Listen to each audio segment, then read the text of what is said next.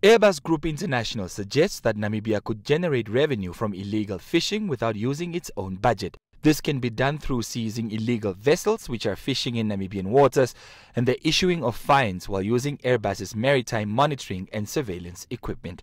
The group manufactures commercial aircraft for space and defense as well as helicopters and has offered a similar proposal to Ivory Coast.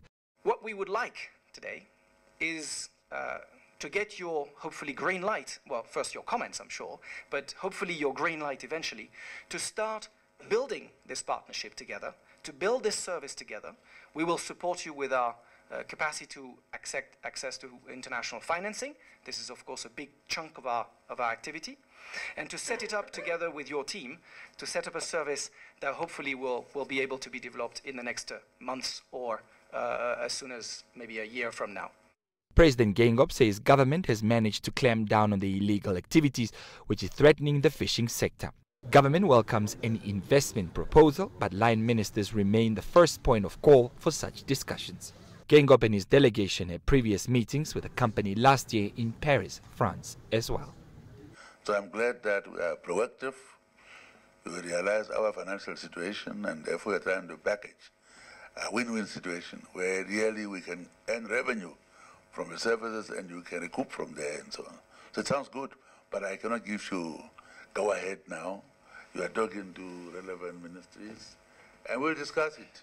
Because we do not want to plunge the government into what we are currently experiencing with the lease agreements.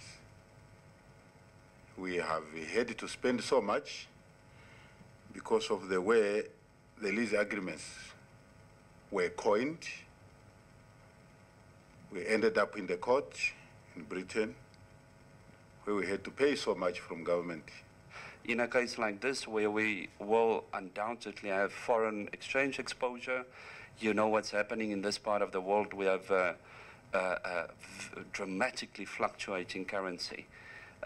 So those are all items we would want to look into very deeply and to see how one could de-risk potentially such a venture. The Airbus International Group is structuring an ad hoc company and says Namibia can decide whether to make it state-owned or private.